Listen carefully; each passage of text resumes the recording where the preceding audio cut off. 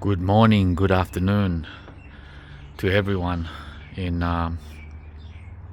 the garden world here in winter Australia. And if you're from abroad, greetings to you too from your wonderful summer time up there in the Northern Hemisphere. Here in Melbourne, it's currently midwinter. We've just come back from a trip to the Australian tropics, and you can see part one on our return, where it was pretty well, how shall I say it, pretty depressing. But today it's the following day, guys. This is part two, and wow, what a difference one day can make, even in the middle of winter.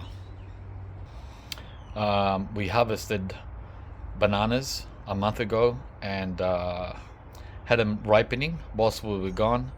Kim has transformed them into banana bread and fried bananas, and you can see the bunch in a short that I made on this channel.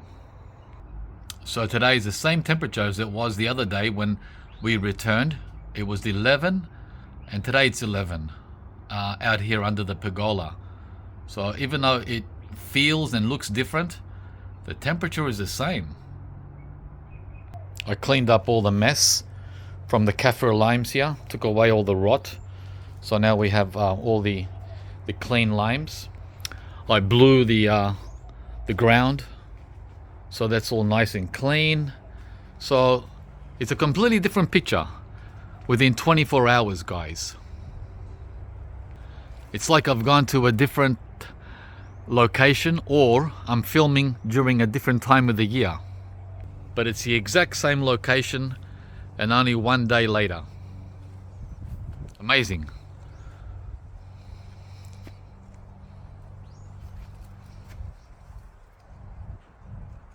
So today we're going to be filming the front yard. Let's go.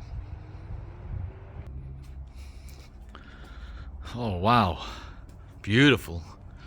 11 degrees, but because it's sunny today, it doesn't feel like 11. There's no wind, and guess what?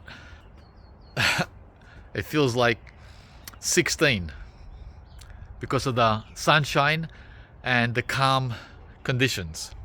It's beautiful. So let's begin here in the corner with the tropicals that I have both uncovered and covered. And by the way, I'm not going to be removing any of the covers because it's like, well, it's like silly to do that, because we still have another 2 months of cold, right? We've got the remainder of July, which is the coldest, by the way. This is the coldest month of the year. And then we have August, which is the end of winter. It's still cold in Melbourne. And then we have the first month of spring, which is September. And it's still cold, guys. September is still cold. Not as cold as July, but cold enough to damage the sensitive tropicals. And we take off the covers in October, so we have a long way to go, at least 10 more weeks. So but we can still see here the jackfruit. I can see one damaged leaf so far, and it's that one right there on the seedling jackfruit. Yeah, because I couldn't cover the whole tree, guys. I would have had to put another pole, attach another stake to that stake there, just like some of you told me. Attach stake onto stake onto stake, and you know, guys, we had 88 km/h wind gusts whilst we were gone. I don't think tying a stake onto another stake that high, we're talking now, let's see, we're talking 3 to 4 meters, or even more, 4.5 meters. That would have held on with that kind of gust. Remember, the wind here doesn't last 5 minutes or 10 minutes like it does in the tropics. When I get wind up there, it's only like for an hour or two. Here when it's windy, when we have a storm in Melbourne, it lasts for up to 48 hours. Can you imagine 48 hours of this? So that's why I didn't bother creating a huge hoop or loop or whatever for the jackfruit. It's just, first of all, it's too much work. It's not easy, right? And secondly, the chances of it holding in a storm are minimal. So it was just a lot easier to let it go. And as you can see, there's no damage at all to the structure.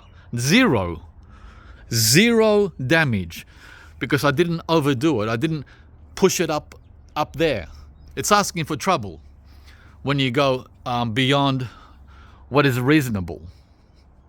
So yeah, I'm pretty happy with the results of the work I did here to protect the tropicals. So the jackfruit is looking okay. It's not looking fantastic because I can see a lot of browning. Like, for example, there, see the brown on those leaves, and you can see it on there. You can see it on a lot of the leaves. See that browning? That's from cold. Actually, most of the leaves have that.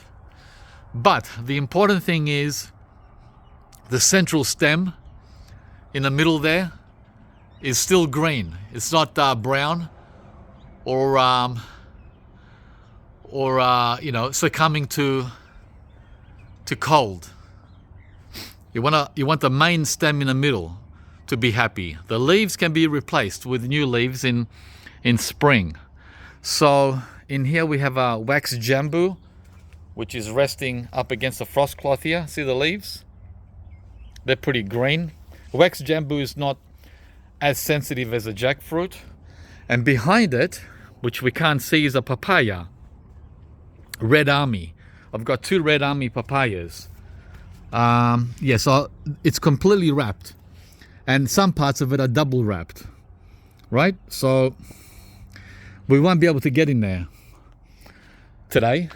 We'll have to wait till at least September before we look inside.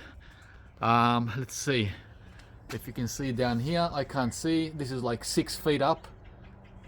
I'll have to look at this later when I watch the video of the jackfruit here. As you can see, I've got a double wrap for the papaya, double enclosure. The jackfruit has got one wrap, and the papaya wax jambu have got a dual double wrap. Okay, next is the Glen mango, which you've seen on many occasions. This is like my pride and joy at Fruitopia. I've had it for 10 years, and it's tried to flower, but that's not gonna work here because of the cold, right? So let's get a little closer. Yeah, with the flowers. The flowers here, you can see it's burnt at the top. See the tip? It's turned black. So that's just cold at the tip. Yeah, these ones are doing okay because they're getting protection from the feijoa, right? For the wind protection. And up here, I can see more flowers. Hang on. Up there at the top. Flower panicles. But there's no chance for those flowers to open when the temperature is... by the way, last night it got down to 3.7 at midnight. It was when we went to bed last night, it was 3.7 Celsius. And now it's 11. That's way too cold for mango to do its thing, guys. It's way too cold. Yeah. It would be nice, but it's not going to happen. But anyway, you can see here the actual leaves themselves. They have zero, like zero cold damage. And look at this. The center here is trying to push out. It's trying to push out a fruit panicle, flower panicle. See that? How it's trying to open? And that one there. And this one here, this one's burnt from the cold. It tried to open and then it closed in. Yeah, everywhere there seems to be an attempt. These are all failed attempts to do what these did. And the reason why these opened is because, again, the protection from the Fruitopia. This is exposed here. The exposed part of the tree failed to open. It's not going to happen. Sorry. Now, if we had 4 more degrees, 4 more, like in Sydney, along the Sydney beaches, or northern New South Wales there, the northern rivers, these would all be flowering now. If we had like 18 to 20 Celsius, which is exactly what Sydney gets in winter, 18 to 20. We don't get that here, guys. Here in July, Melbourne, it's 10 to 14. 10 to 14 misses the mark for mango. And here we have another papaya, the red army. I can see the leaf here, big leaves, and they look very green, which is what we want. And an acerola, Barbados cherry or Jamaica cherry, and over here, a young little jackfruit, the black gold. And I don't know how it's doing because, again, I've wrapped it around. The only parts that's exposed is the acerola. Yeah, there you go. You can see the acerola and the papaya. Oops, just hang on. So everything looks okay in here except for the the little jackfruit, which is only this short. I can't see how the black gold's doing. Yeah, I have to undo everything, guys, to look. So we're not going to do that today. All right, moving along. Oh wow, check out the KP seedling mango. Again, and this one is not covered, as you can see, completely exposed. But this location here along the driveway, all that gets full sun all day on sunny days like today. It wasn't sunny yesterday or the day before when we got home. It was nasty. It was like as nasty can get. And by the way, tomorrow, after we have this beautiful weather, it's going to be nasty again. Yeah, we're going to have 35 to 45 kilometer an hour wind gusts. Now, they're not so bad, but it's not going to be calm. It's not going to be calm like this. Today, nothing's moving at all, nothing. And it's going to be cloudy again, and it's going to rain, and there's going to be 5 inches of snow 2 hours from here. Yeah, guys, we get snow in the mountains.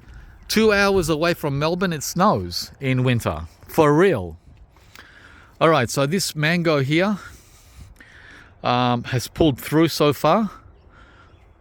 In early winter, we still have late winter, of course. I'm really surprised that wax jambu has made it through so far without much damage. Very surprised. I was expecting this to be almost dead, like 90% gone. Guys, check it out. The wax jambu, not rose apple. A lot of people confuse the two. This is the wax jambu that was loaded with fruit last summer, like 30 fruit in its first year. I can't believe how it's pulled through without any winter protection whatsoever. Dang, that's amazing. This is an experiment. The other 2 wax jambus I've wrapped with frost cloth, and I thought Well, I've got 3. If I lose one, that's all right. But it doesn't look like I'm gonna lose it unless the what's it called? The what's the word? Accumulation? Yeah, the cumulative cold catches up with it in early spring. Remember, the weather is tricky. It can look fantastic in winter, like this mango does. And then all of a sudden, when winter ends, there's a slow decay and ultimate death in early spring for some of these tropicals. I'm not saying for every tropical, but in some cases I've had that experience with many of the dailies trees, the little ones like this one. So it's still early days, but so far so good. Here we have another jackfruit seedling.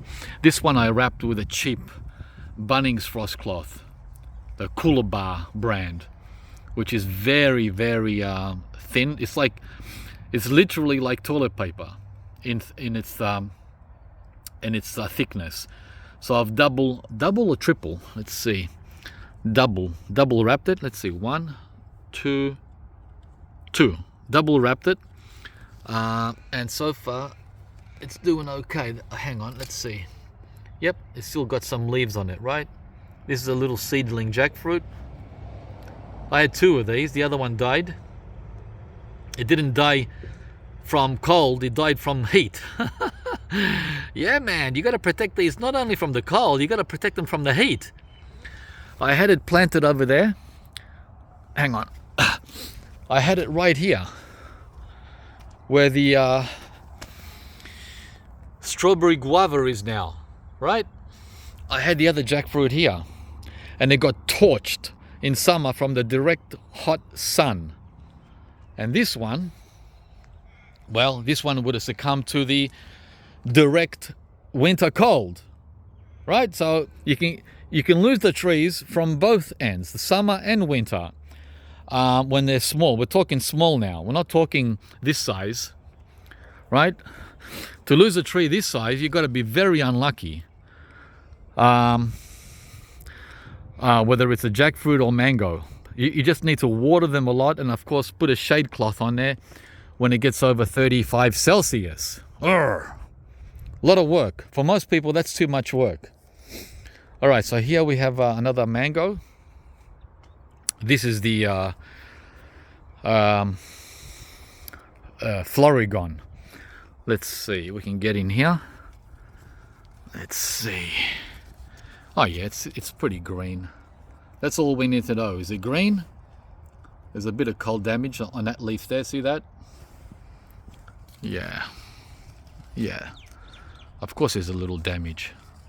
It's probably because it was rubbing up against the frost cloth, I'm guessing. Let's see, hang on. Oh, let's see if we can get in here. Hang on. Yeah. How are we looking? How are we looking, guys? Hang on. Let's put the wide angle lens on. Okay. Yeah. I don't know if that's is that a panicle there? Is that a flower panicle? No way, hang on. I can't see, guys. Is that a panicle? What the heck? Has that been trying to flower the whole month of June? No way. Oh man, you crazy or what? It's like Antarctica. It's like Antarctica in winter, and this guy is trying to flower. All right, let's cover that up. Anyway, looks like the Florigon is doing just fine. So then we have the strawberry guava. Of course, it's temperate, like the lemon guava. These survive no problem. Oh, and we have the rose apple. And I covered this with a very thin, you can even see through it, the very thin Bunnings frost cloth. Right? It's almost transparent. So a single layer at the top and a double layer on the sides. Yeah, we can see this too. Yeah, that's done fine. I was almost gonna leave this uncovered, but it's too small It's way too young in its first season to take a chance like that. Maybe next year I'll let it see how it's in the sun. It gets full sun all day when it's sunny. Next year, when it gets to at least, well, we're hoping it'll get to at least 4 feet, I might leave it uncovered. We'll see. Yeah, so the mango seedlings, guys, are champions. All right, let's move on.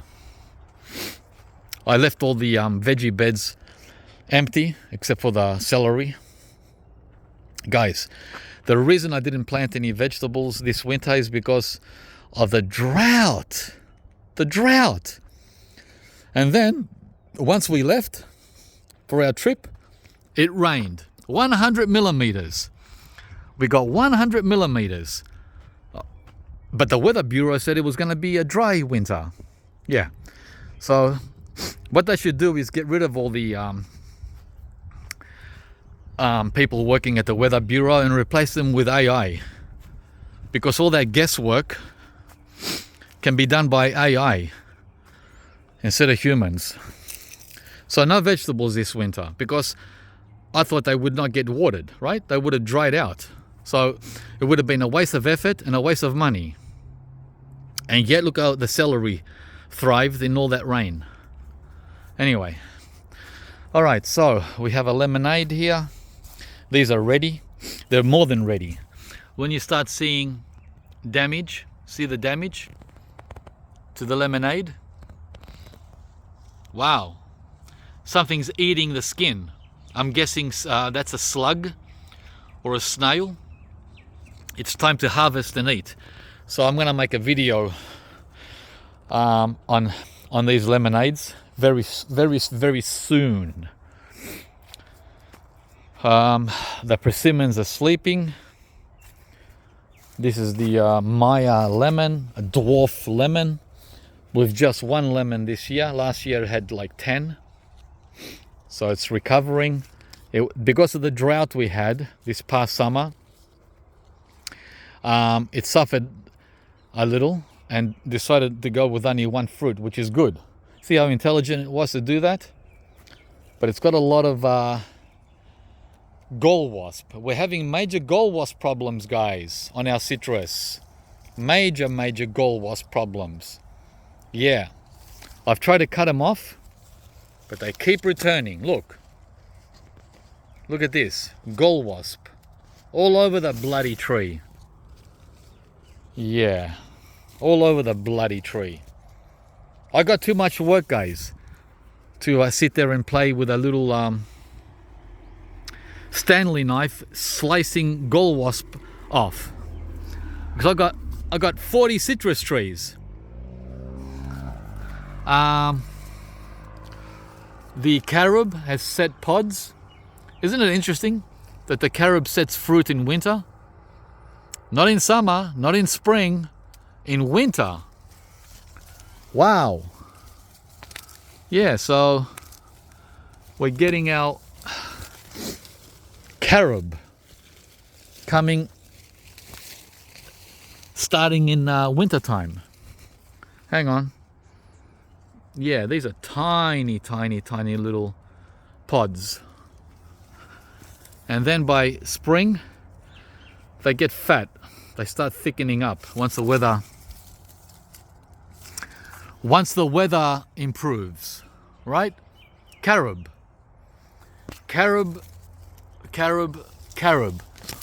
All over. Yeah. A lot of carob. This is the 5th year now for this tree. It's going to be a monster-sized tree. So I have to keep pruning it so it doesn't affect the other trees like this lychee. This lychee is doing super duper well. Remember, I protected it from the summer heat. The summer sun with this shade cloth, and I left it on for the wind. So it's a double purpose, a wind break, because they hate wind. Wind break and sun break in summer, dual purpose. So I'm going to leave this for another year until the lychee here establishes itself. It's only been in the ground for like 10 months or less. This is the Wei Chi. Yeah, 10 months, and look how green it is. Not one, not a single brown leaf. The blood orange, I think we can have the first one here. Looks ready. Yep. So that'll be interesting. We'll do a video on the blood orange and the lemonade. What else? Cherry Moya. Cherry Moya can take winter, no problem.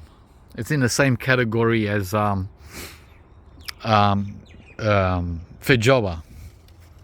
Look at the leaves. It looks like it's summertime, right? Hang on. Look. This is fully exposed to the worst wind tunnel at Fruitopia. Down that hill, the wind comes through like a rocket ship, blasting into the leaves of the Cherry Moya. And yet, guys, look. Nothing. Nothing at all. In comparison to, well, the Mexican cream guava. Look how that has reacted to the cold wind. In comparison, look. See the leaves? How they've turned red, purple? That's cold damage. Even the fruit. Even the fruit is affected. It's starting to turn red. Look at that. Wow. And by the way, we had one of these. Oops, this one's rotting. That's rotting. So these are ready. We had one of these yesterday and it was quite okay. Oops, this one just fell. Yeah, they were okay. A lot better than what they were last year. Okay, so what do we got here? We've got some more covers, which we're not going to undo. We've got 3 mangoes, grafted mangoes. Peanut butter fruit and blackberry jam fruit, right? I can see the green leaves for the Alfonso. See the leaves there, the green? So it looks okay. This is the Kesar mango. Yep, I see the leaves are green. That's good. The sweet tart mango, I don't know, because she was like a pipsqueak. Let's see. Not sure. Yeah, I think the peanut butter and the blackberry jam should be fine. I've used a very thick, high-grade frost cloth for all these trees. They should be fine. What else? Oh, 2 more KP seedling mangoes. This is the one I butchered badly by not covering it with a hoop, like some of you said. So I don't know how that's doing, but I can see green here, green leaf. And there's another one up there. And that one is also showing green at the top. Coming through the, there you are, very green. So that's fine. Yeah, this is fine. This is a papaya that I covered. Gee, what was it called? I forgot. It's one of those numbered papayas with the numbers. RB something, RB4. I don't remember, guys. Oh, it's green. So I can see through the frost cloth that it's alive. That's all we need to know at this stage. We won't uncover this until we get closer to spring. Okay, I'm going to bypass most of the white sapotes because they're dormant now. R2E2 grafted mango. Let's have a look. Yep, I can see green leaves on him too. Yeah, guys, the frost cloths are a must. They're a must in Melbourne. Not like northern New South Wales and Queensland, where winter is mild, right? I mean, their winters get down to 3-4 Celsius, but in the daytime up there, it gets to 20 Celsius in winter. Come on, what a joke. We don't have that luxury here. The highest it gets here in winter is 18, but that's a very, very tiny window of 18. Not like every day. They have 18 every day up there, every single day. Wow, you're kidding me. So even though it gets down to 4 Celsius at night, they often get 20 during the daytime. Therefore, they don't need to cover their trees like I do. This is the Sapodilla, half covered.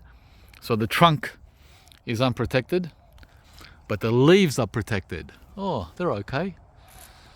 The leaves, guys, the leaves. That's where the worst damage happens. I see a lot of bug bites. The bugs have been busy. There's not much I can do about that right now. Yeah, it's going to get new leaves anyway in spring. This is the Sapodilla. Which one is this one? BKD 110. It's very hard to remember all these numbers in one's mind. So that's why I keep saying it doesn't matter. Who cares? Who cares? We're not rocket scientists. We're just gardeners. Yeah, so this one is nice and green. It's got a little cold damage, just a little, not much. Down here at the lower part. Down here I can see that there. See that? The new growth copped it a little bit, but you can't, that's to be expected, guys, unless you do a full wrap, and I ran out of cloth. More white sapodillas, the Indian guava there. Look at the wind. The wind has blown out all this mulch from all the trees. White sapodilla, I'll have to trim that off. Yeah, the white Indian. Oh, that looks rotten. Yep, that's rotted. This is rotted. By the way, yesterday when I filmed the back, I came here and picked up all the fruit from the guava.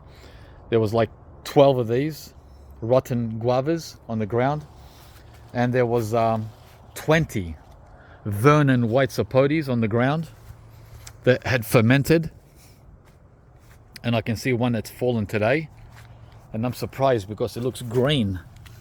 Hang on. Yeah, that's rock hard. I wonder why this fell. Why this fell. Look.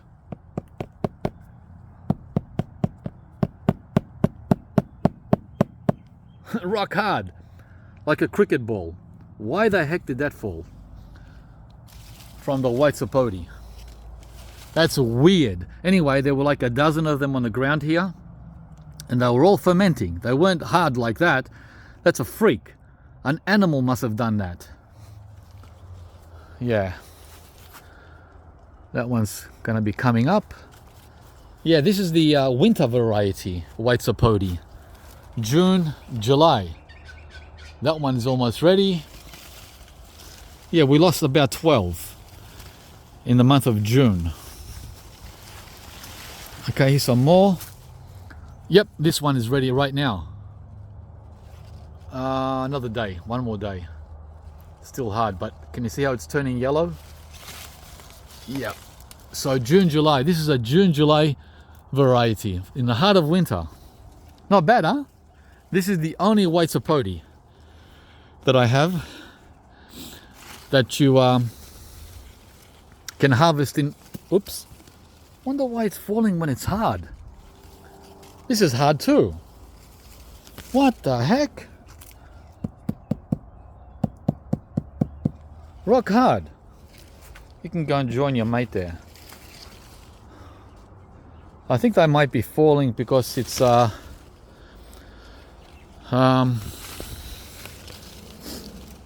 do you call it? Got too much fruit. Or it's too cold, I don't know. It's weird. Oop, another one just fell. My elbow just touched it. And that's also rock hard. Yeah, I don't know why, but I'm not going to touch anymore. They seem to be falling when I touch them. And it's full of flowers for next season. All right, let's move away from here. It looks like the Vernon is not in a good mood. It's not happy to see me, are you? Oh, this one's ready soon too. Oh, there's another one that's almost ready in there. This is ready. It's soft. All right, let's eat this one. Hang on, let me get rid of this guava. Okay. Yeah, oops, it's got a little nipple or a hook. Cute, huh? Yeah, so as I was saying, when we came in, I picked up all the ones that were fermented, and there were like 2 on the tree that were ready. But they had the ones that were ready, like this one, they had a potato taste. They were like starchy. They weren't so sweet or your typical white sapodi flavor. And I wonder if that has to do with the cold. Hey guys. All right, let's see. Let's see how this tastes. This is the Vernon. Starchy. There is a white sapodi flavor. It is sweet, but it's starchy like a boiled potato. The consistency is like a boiled potato, not like a white sapodi. So I wonder why. Flavor is good though. Not as good as it could be because of that thick, dense texture. So definitely not what I'm used to eating with the white sapodi. Paxton Prolific. Custard apple is looking very, very happy. Wow. Very green. It's like summertime. Looks like summer. Right? Cara Cara. Blood orange. That's a dwarf. The Jabuticaba here, the giant, seems to be really happy. I can't wait for him to grow up and be flowering. Black sapodi seedling that I planted only a year ago. It's already up to my shoulder in 1 year. Thanks, Dailies. This was a free gift. Look at this. New growth in winter. Look at this, guys. So you do not need to protect your black sapodis, your chocolate pudding fruit in Melbourne, when this one is getting new growth on every corner, on every tip, in the heart of winter. Look. I'm not talking grafted, I'm talking seedling. Seedling. Okay, it's a very important difference, just like with the mangoes. Look at all this. Look what's going on up here. Does this look like the middle of winter or does it look like the middle of spring to you? In Melbourne. Again, I keep referring to Melbourne. We're not in Queensland, guys. Think cold. Think Antarctica. Think cold. Think Antarctica. I got to shift your mind away from the tropics. This is another mango seedling. The Bowen. First time that I haven't covered it. First winter. I've had it for 6 years. Every year it's been covered. But not this year. Not 2025. And, well, I must say, it doesn't look like it really needed to be covered this year. This year 6. Can you see this? But, having said that, look at that. Look at that. That's cold damage. So, yeah, this corner here is happy next to the white sapodi. But this exposed corner, hang on so I don't trip, is not very happy. Yep, that's how it goes, guys. It's like We're gonna please some people and not other people. Just like the mango with its cold damage. Some parts will be good and some parts will be sad. Now this corner here looks great, right? Looks fantastic. So does this, sorta. And this, but not that. That might be actually damage from last summer when it was hot. Yeah, that looks like summer damage from the heat. See, hot damage and cold stress. Yeah, this is definitely from the heat. That leaf, it's not from the cold. It's hard to differentiate because it looks the same. So yeah, anyway, I'm very, very happy with the seedling mango now at 3 meters. It's as tall as the white sapodilla. So it looks like it's pulled through and now no longer needs to be protected. I'm hoping to do the same with the other 2 seedling mangoes that I showed you earlier, the ones that are covered. I'll take the covers off them next winter maybe, so they can join this one and the one over there in the driveway. Look, that one. See that one? No protection at all. Can you see how it's in the full sun though? All day. From 8 o'clock in the morning till 2 in the afternoon. So it gets about 6 hours of winter sun. That's a lot of sun for Melbourne. This year the Paxton prolific custard apple only gave us 2 fruit.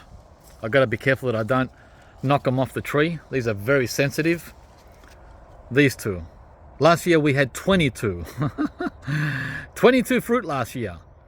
So this year it's taken a year off and that's okay. Right? You can see how happy the tree is with only 2 fruit instead of 20. Last year when it had 20 fruit, all the leaves fell and whatever leaves were left on were yellow and brown. The whole tree looked like that. Like that leaf. But this year they're all green because it hasn't had to bear the burden of carrying fruit. So that's how it is, guys. What else? Namroy, pomelo. All citrus here does very, very well. No problem. Oh, here's a big one. Check that out. Wow, it's almost as big as my head. And there's another one over there. And a few more in here. Yep. Okay, so that's the lemon gold white sapodilla. This is another custard apple, which I hope will fruit for us this summer. The Hillary white. And as you can see, it's grown to 2 meters in height. 2 meters, very nice. I'm gonna have to prune it though, so it gets a better shape than this, because one side is up and the other side is like down. What else? Oh, the main black sapodilla. The one that I've had for almost 10 years. Well, I haven't had it for 10 years, but it is 10 years old. I've had it for about 8 years. Picked it up when it was a couple of years old. And it's super loaded, as I've shown in the past. But some of you might be new to the channel. And if you are, welcome. Welcome to Fruitopia in Melbourne. And for the regulars, wow. This is just an update, right? Yeah.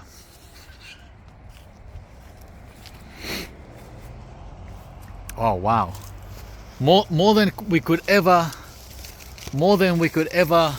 eat. There's at least 50, if not 100, maybe 100 black sapodillas on this seedling. Again, guys, if you want to have better luck in Melbourne or Tasmania or Adelaide or Canberra, seedling black sapodilla, seedling mango, seedling Brolinia, seedling jackfruit. Forget about grafted. Grafted needs extra attention, extra work, extra patience, extra everything. It can be done, but not, this is like hands-free. Look at the clusters in here. I mean, there's at least 20 just in this little corner. So yeah, there's not 50, there's 100. There's over 100 black Sapodillas on this seedling. But I have to be very careful because of the wind, right? Because the trunk, it's not that big. I mean, it's big, but it's not big enough for 100 fruit. And 88 km/h wind gusts. So that's why before I left in June, we put this here. Double, triple bungee cords. Guys, so we don't lose 10 years of work and patience. Yeah, for real. You have to be one step ahead of nature. Otherwise, chop. And you start all over again. And I just had my 60th birthday. And I don't want to start all over again with him from scratch. The other thing you can do is to plant multiple trees like I did. Because some people say to me, don't you have enough trees? What are you doing? They're too close. Listen, guys, I'm not 28 years old. I'm 60.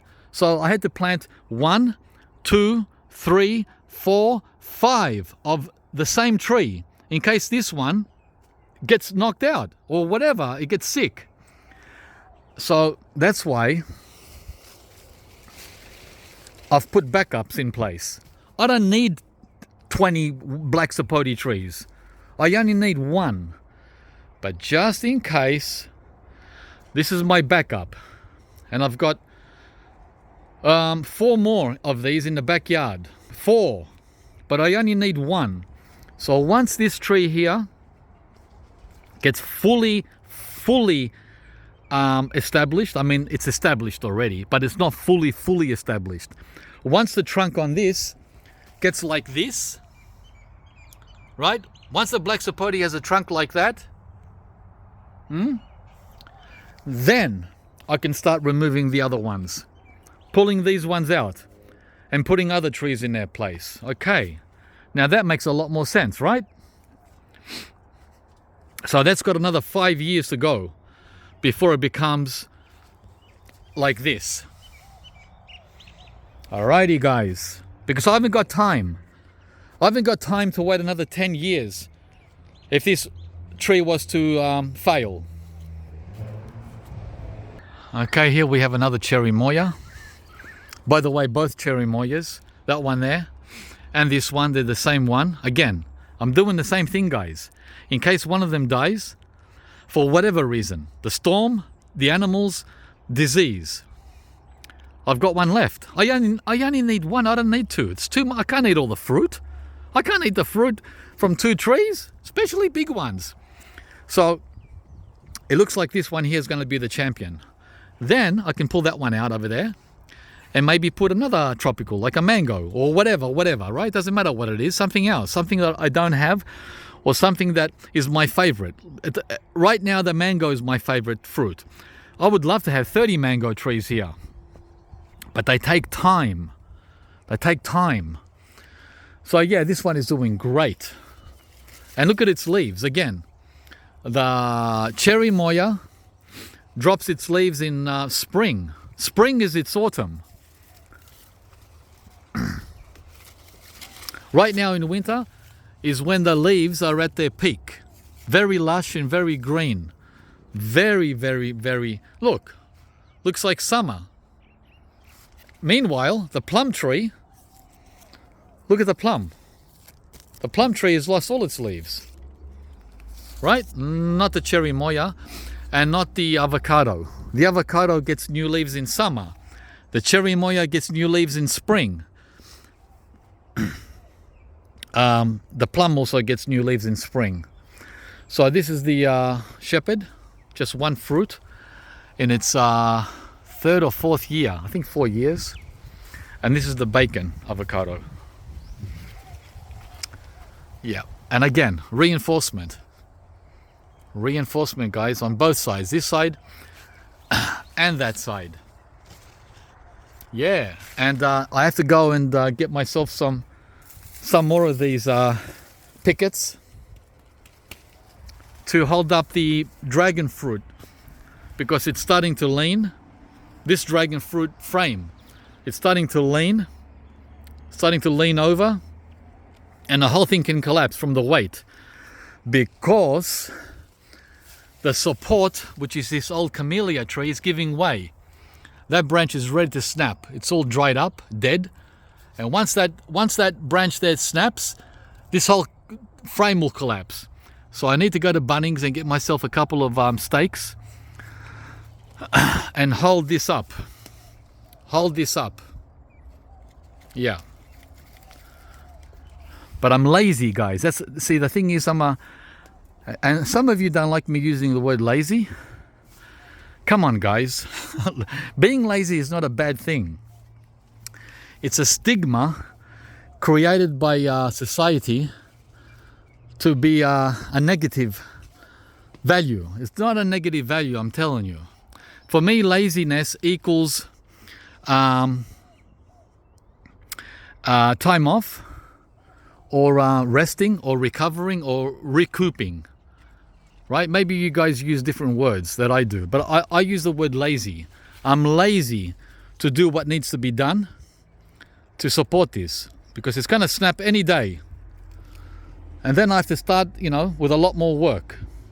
But anyway, check out the bacon. It's waking up with new growth.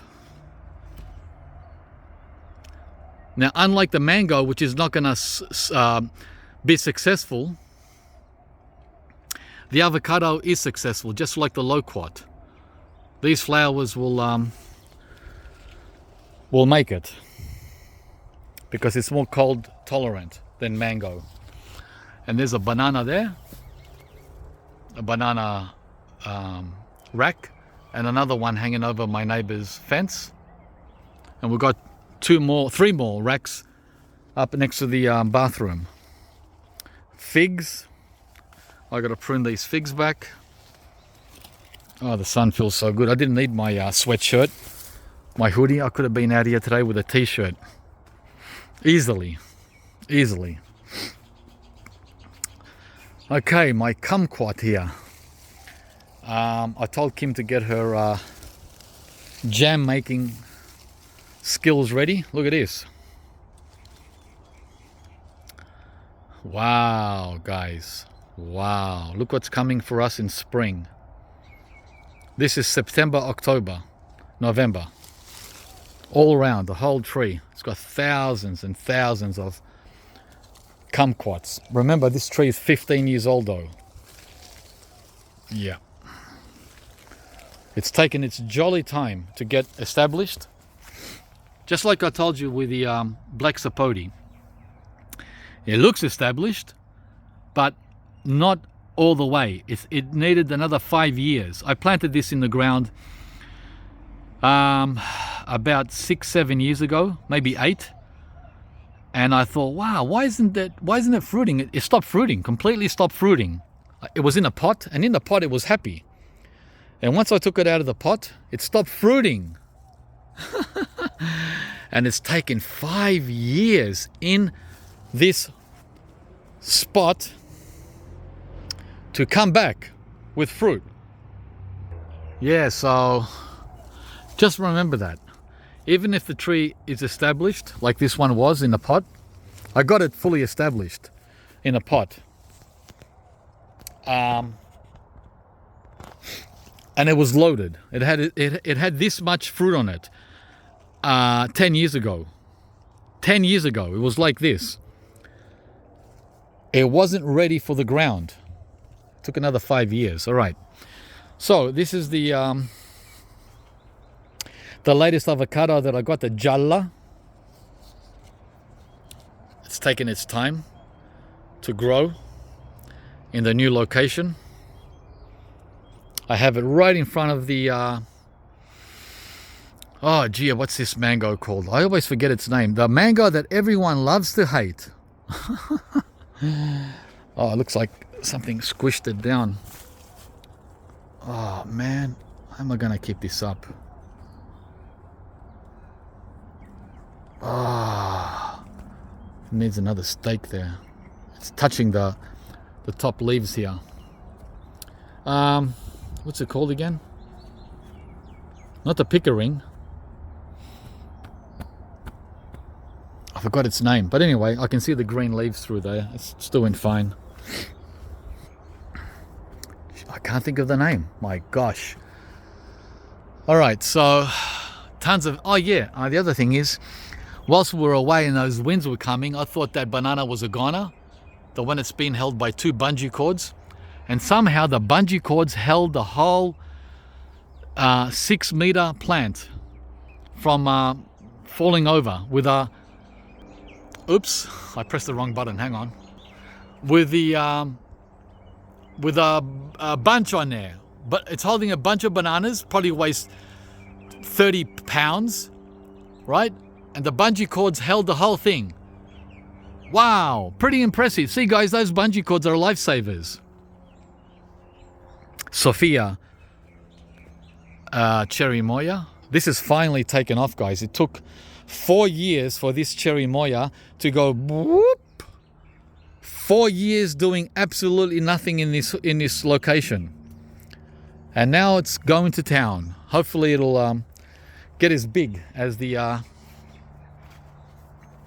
Dr. White, which is a beast at over 4 meters. All right, so that's the Sophia. What else have I got here? What else, guys? What else? I think that's about it. I'm just trying to look around. I haven't forgotten anything. The Hicks Fancy Mulberry, which is one of my best chop and drop trees. It just keeps coming back for more and more torture. Oh yeah, these are the other 2 bunches of bananas. 3. So we got 1 bunch there. Look guys, the coldest week of the year, and we got 1, 2, that one's sitting on the roof, which I'm not happy about. So I don't know what that did during the windstorms, rubbing up against the roof tiles. That could not have been too good for the cement tiles. So 1, 2, 3. 3 bunches of bananas. Only 1 or 2. Only 2 mandarins. Look how big this mandarin is. This is the Japanese seedless. It took the year off this year, whereas the other seedless mandarin had 200 fruit on it. Oh, this is the new reed avocado that I planted in summer. Remember the one I had a shade cloth around? Right? So the stakes are still there, but I took away the shade cloth. It looks decently happy. It's still establishing itself, of course. Let's see. Yeah. It's a little droopy. So the roots have not fully established, but the leaves are very happy. The leaves are green, that is. Green and happy, but they're a little on the droopy side, which means the roots haven't penetrated deep enough. The camellia, the only camellia I have left, we used to have 4. I pulled them all out and left this one as a privacy shelter. Right, this one. Between the reed avocado and the bananas here. Okay. Oh wow, check out the plum cot, the one I butchered with my new toy in summer. Remember? Zzz. It's got 1,000 new branches. Oh my gosh. What the heck? I wonder if these are all going to be fruiting branches. We'll have to wait and see. Interesting. Holy cow. Lychee. That's the Taiso. Looks like it's trying to do something here. Looks like it's trying to wake up. Huh. Are you waking up? during the coldest week of the year, wow, it picked the heart of winter to start growing back. See how weird nature is? And last summer it didn't grow at all. There was no growth in summer. And now in the heart of winter, it's pushing new growth. That's why, guys, you can't figure these things out 100%. All right. This is the Hawaiian Supreme. White Sapodilla, my favorite white Sapodilla. I should really trim it because it's gone up to 4.5 meters, almost touching 5. It really needs to be pruned. It's a massive tree now. Hawaiian Supreme White Sapodilla. It's like pretty big, a bit too big. The same with the Vernon. The Vernon is that one there, behind the guava. They need to be pruned 3 to 4 times a year, the white Sapodillas, because of the crammed in dense planting. This is the Aman guava, and the cold sure has arrived on its leaves. So when you see the purple leaves, it means cold. Green leaves means cold protection. See how these aren't affected as much? Let's see if it's still holding on to its single fruit. Oh yeah, it is. Wow, don't fall off now. There's not long to go for spring. Oh wow, the tropical passion fruit, the granadilla that I put in the ground in autumn is still alive. Wow, I didn't expect to see this. This is a surprise. Wow, look at all the hairs. How it's trying to push. It's a bit too cold to push. Okay, this is the, what did I call it? The sweet granadilla. Yeah, that's full on tropical. But even more tropical than that is this one, which hasn't done as well. Oh boy. This hasn't done it at all well. Oh wow. There's not much I can do to help you, guy. Not much I can do to help you. But the good news is, there is some good news. By the way, this is the regular granadilla. The one that has fruit like this big. It's like a choco, a big giant choco, chayote. The good news is, the root seems fine, a little dry. It's a little dry at the bottom. It's a little dry. But the good news is, as you go up, it's got like these new leaves that are trying to come. See how they're flopping though? They're coming and they're flopping. As you get higher, see the new leaves? The cold. They're pushing out and then going. Whoop. Oh, this one is erect. This one is not flopping. So the higher you go, the less floppy the new leaves are getting. Oh, these ones are flopping.